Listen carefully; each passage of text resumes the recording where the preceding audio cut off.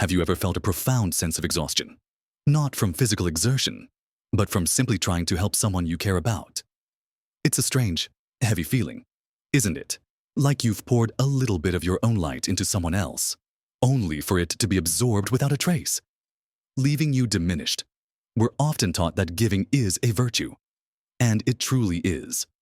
But there's a quiet truth that many of us, especially as we gain the wisdom of years, come to understand. Not everyone you extend your hand to will uplift you in return. In fact, some people, through no malicious intent of their own, or sometimes with it, can quietly, subtly, drain your peace, your energy, and even your financial security, leaving you wondering where your vibrant spirit went. It's a painful reality that we, with our kind hearts and years of experience, sometimes overlook until it's too late. But it doesn't have to be your reality.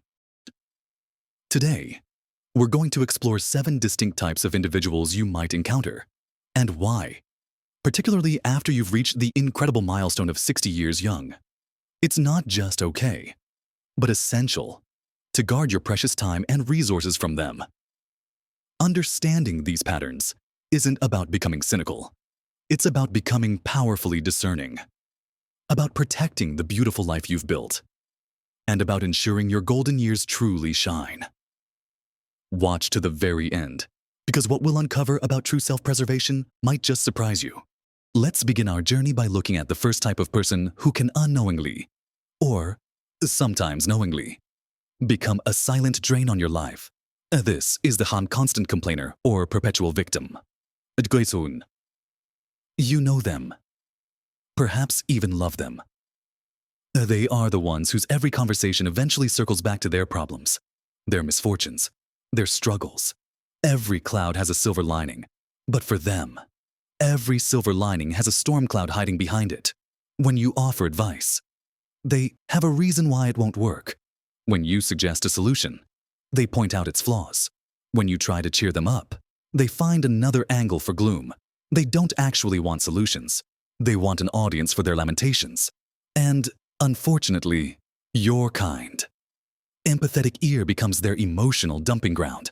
You might spend hours listening, commiserating, trying to offer comfort, only to hang up the phone or leave their presence feeling utterly depleted, as if their negativity has seeped into your very bones.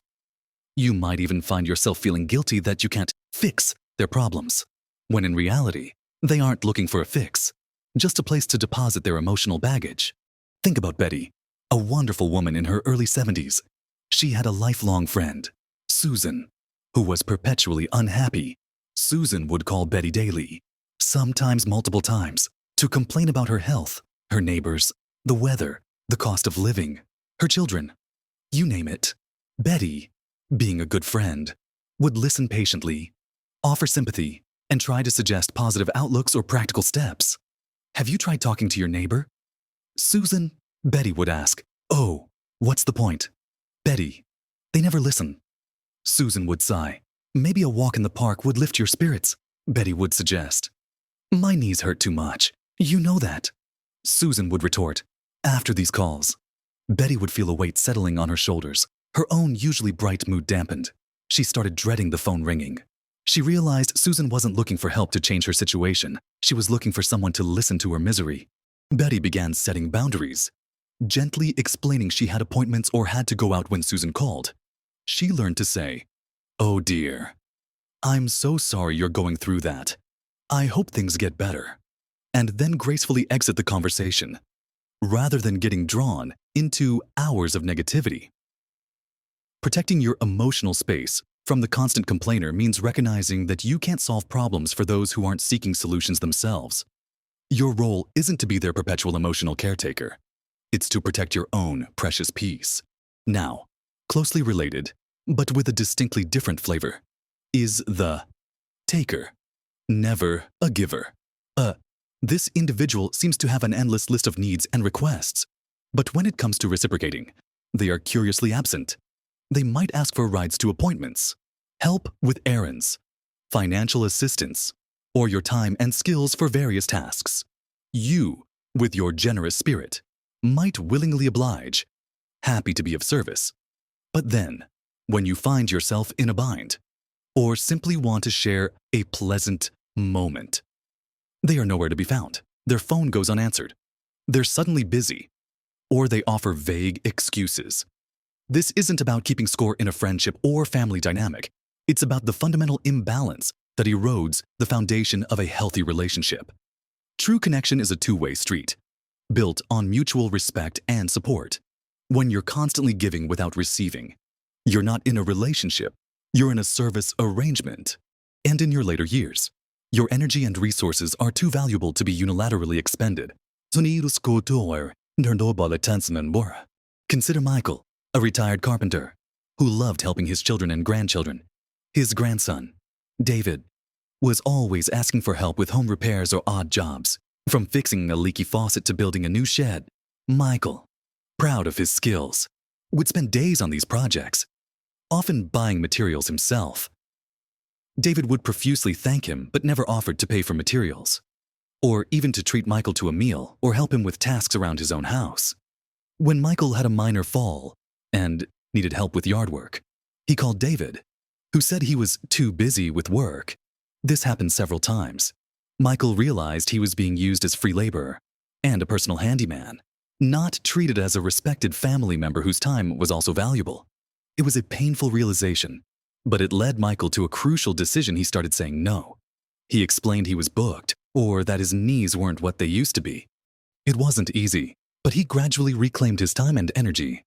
And surprisingly, David started calling less, revealing the true nature of their one-sided dynamic.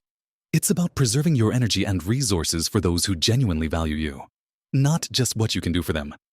This might seem harsh, but it's an act of self-love and discernment. And that brings us to a slightly different, yet equally damaging, kind of person you might encounter: the emotional manipulator, or guilt tripper. This individual is a master of playing on your emotions, particularly your sense of duty, guilt, or compassion. They might use subtle tactics like veiled threats, exaggerated helplessness, or passive-aggressive comments to get you to do what they want.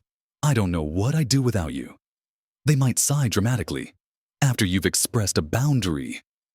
Or, it's just that I thought I could count on you, but I guess I was wrong, laying a heavy cloak of guilt upon your shoulders. They might recount past favors they did for you, no matter how small or distant, implying that you owe them. This type of manipulation preys on your good nature and your desire to be a supportive friend or family member. They make you feel bad for prioritizing your own needs, for saying no, or for simply living your own life independently. The insidious nature of this manipulation is that it often leaves you feeling confused and drained, as if you're constantly walking on eggshells, afraid to upset them or fall short of their unspoken expectations. You might end up agreeing to things you don't want to do, sacrificing your own peace and plans, all to avoid their emotional backlash. This is a particularly dangerous dynamic because it doesn't just drain your energy, it erodes your autonomy and self-worth. Think of Mary, a spry woman in her late 60s who loved her independent life. Her adult daughter, Sarah, struggled financially and emotionally. Sarah would frequently call Mary, weaving tales of woe that implicitly and sometimes explicitly called for Mary's intervention, usually financial. Mom, if I can't pay this bill, they're going to shut off my power. And then what will I do? I just don't know how I'll manage. Sarah would lament, her voice trembling. Mary, feeling a pang of guilt and maternal instinct, would often send money, even when it stretched her own budget. When Mary tried to set a boundary, saying she couldn't afford to help anymore, Sarah would retort with, "But Mom, you always helped me when I was little. Are you saying you don't care about me now? Or, I guess I'll just have to figure it out on my own, like always." The emotional pressure was immense. Mary eventually sought advice from a trusted friend, who helped her see the pattern. It wasn't about helping Sarah. It was about Sarah using guilt to control Mary's actions. Mary learned to say, "Sarah, I love you, and I hear how difficult this is, but I'm not able to help financially with this right now. I hope you find a solution. It was incredibly hard at first, but with consistency, Sarah slowly stopped using guilt as her primary tool, and Mary reclaimed her financial and emotional freedom. Protecting yourself from emotional manipulators is about recognizing their tactics, and firmly, yet kindly, holding your ground, understanding that your love and support do not equate to being controlled. Your peace, your resources, and your autonomy are non-negotiable. Especially at this stage of your life, it's about building a fortress around your inner sanctuary, moving on from those who overtly or subtly try to control your emotions and resources. Let's consider a type of person whose influence can be just as corrosive, albeit in a different way: the gossip or negative influence. This individual thrives on talking about others behind their backs, spreading rumors, or constantly pointing out the flaws and misfortunes of everyone around them. Their conversations are often filled with cynicism, judgment, and a pervasive sense of negativity. When you spend time with them, you might find yourself drawn into their world of criticism, perhaps even participating in it, only to feel a sense of unease or guilt afterward. You might notice that your own outlook starts to dim, and you become more critical or suspicious of others. This isn't just about idle chatter. It's about the energetic imprint they leave. Negativity is contagious, and if you're constantly exposed to someone who sees the worst in people and situations, that worldview can insidiously begin to color your own. Your precious golden years should be filled with upliftment, positivity, and genuine connection, not with the draining weight of judgment and cynicism. Surrounding yourself with positive, supportive individuals becomes paramount as you age, as your resilience to emotional drains might not be as robust as it once was. Consider Arthur, a man in his mid-70s who enjoyed his weekly coffee with a longtime acquaintance, Robert. Over time, Arthur noticed that Robert's conversations were almost exclusively focused on neighborhood gossip, criticisms of mutual friends, and complaints about local politics or global events. Robert never seemed to have anything positive to say, and he'd often share unverified rumors with great relish.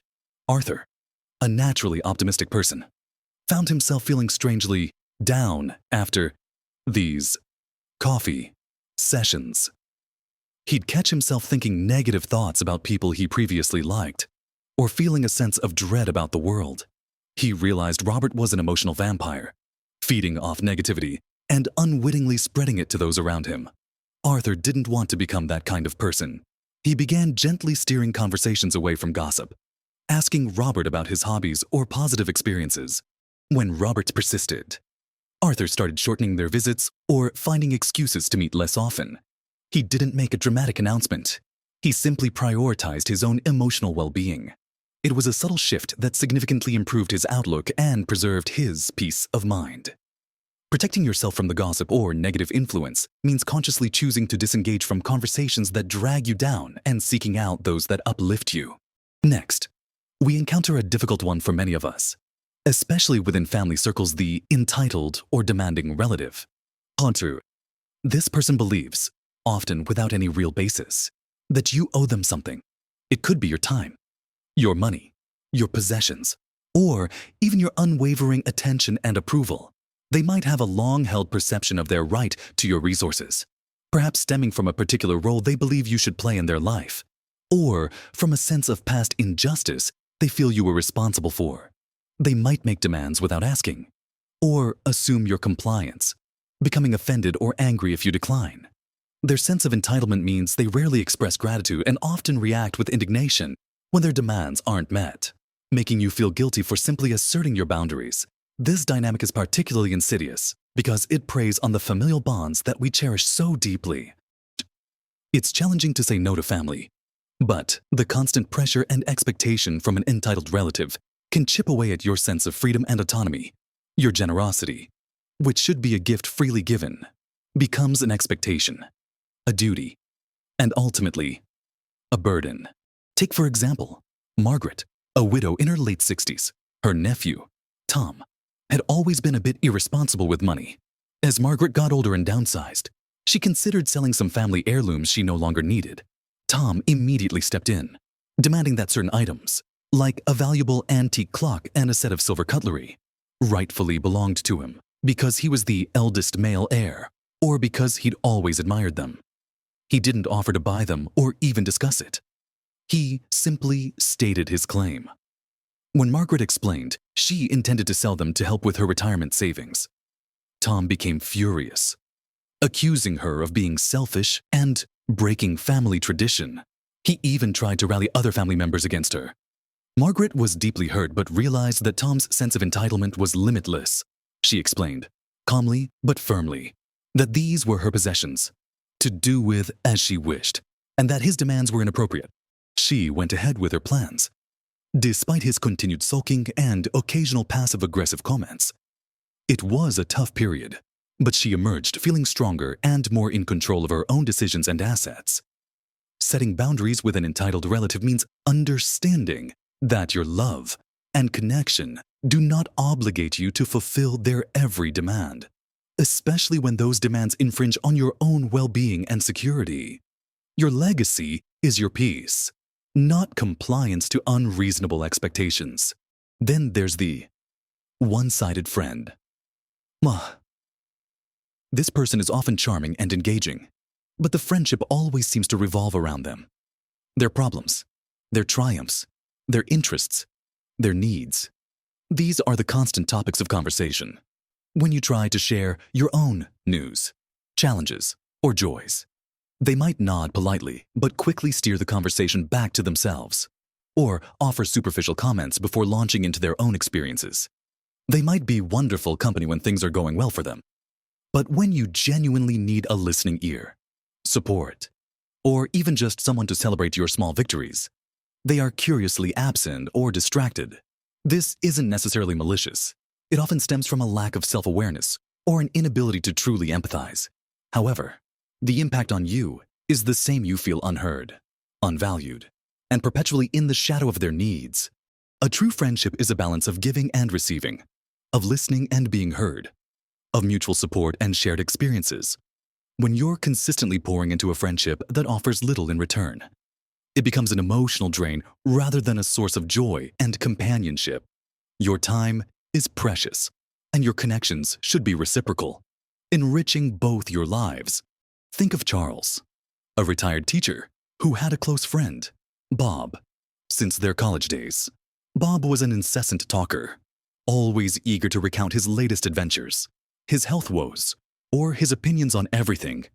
Charles enjoyed Bob's energy, but he noticed that whenever he tried to share something significant in his own life, a new hobby he picked up, a concern about his health, or even just a funny anecdote, Bob would listen for a minute, then interject with a similar story about himself, or simply change the subject back to his own life. Charles felt increasingly invisible in the friendship. He cared for Bob, but he was tired of being merely an audience member.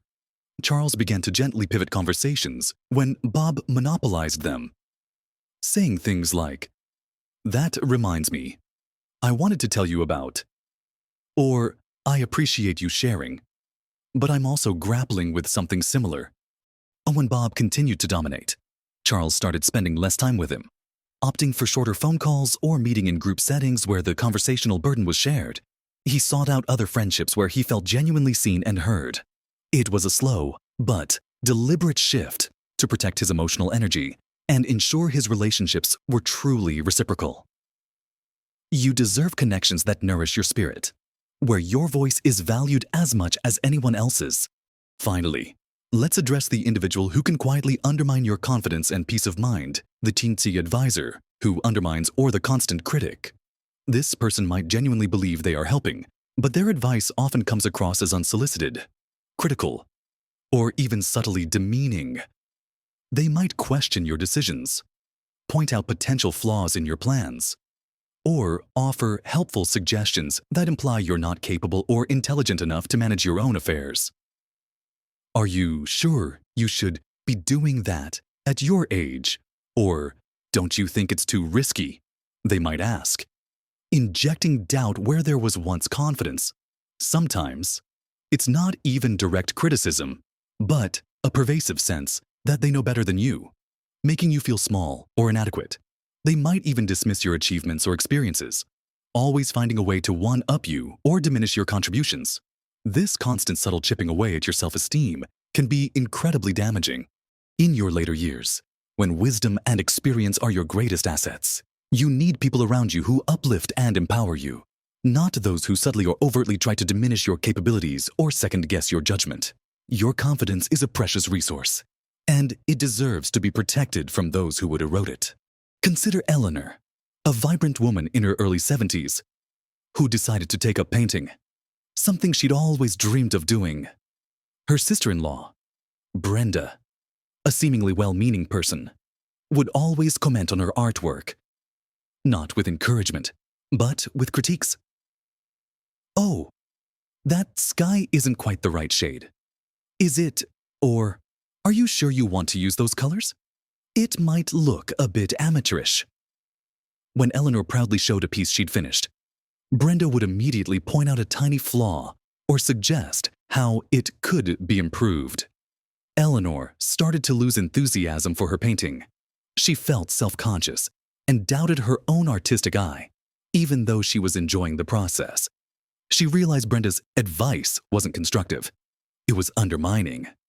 Eleanor decided to set a boundary. When Brenda started her usual critique, Eleanor would smile and say, "Thank you for your thoughts, Brenda, but I'm just enjoying the process, and I'm happy with how it's turning out." She also stopped showing Brenda her paintings as frequently. Slowly, Eleanor reclaimed her joy in painting, understanding that not all advice is given with a truly supportive intention, and that protecting your creative spirit and self-belief is paramount.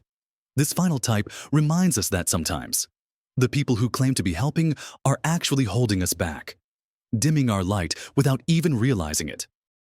So, as we've explored these 7 types of individuals, from the constant complainer and the taker, to the emotional manipulator, the gossip, the entitled relative, the one-sided friend, and the undermining advisor, a crucial theme emerges: the profound importance of guarding your peace, your energy, and your resources in this beautiful chapter of your life. It's not about abandoning people or becoming isolated. It's about becoming exquisitely discerning about who you invite into your inner circle and how much of yourself you give to certain dynamics. Your years of experience have given you immense wisdom. Now is the time to apply that wisdom to your relationships, ensuring they truly nourish and support you, rather than draining you. Remember, every no you say to something that doesn't serve you is a yes to your own well-being, your own joy, and your own vibrant future. It's a powerful act of self-care. It might feel difficult at first, especially with family or longtime friends, but the freedom and lightness that come from setting clear, kind boundaries are immeasurable. You have earned the right to live a life filled with purpose, peace, and truly reciprocal connections. Don't let anyone, however unintentionally, quietly chip away at the happiness you deserve. Your time is too precious, your energy too valuable, and your spirit too magnificent to be diminished. Small, consistent changes in how you engage with these dynamics can make an enormous difference in your daily life, leading to greater tranquility, more energy, and a deeper sense of contentment. We'd love to hear from you. Have you encountered any of these types of people? How have you learned to navigate these challenging relationships? Share your experiences and insights in the comments below. Your story could be the very thing someone else needs to hear to find their own strength and discernment. If this video resonated with you and you found it helpful, please give it a thumbs up. It truly helps us reach more people who could benefit from this message. And if you want more practical wisdom and inspiration for living your best life at every age, subscribe to our channel and hit that notification bell so you don't miss out on our future content. Thank you for joining us today. Remember, your peace is paramount, and your life is yours to live vibrantly, on your own terms. Live your best life at every age.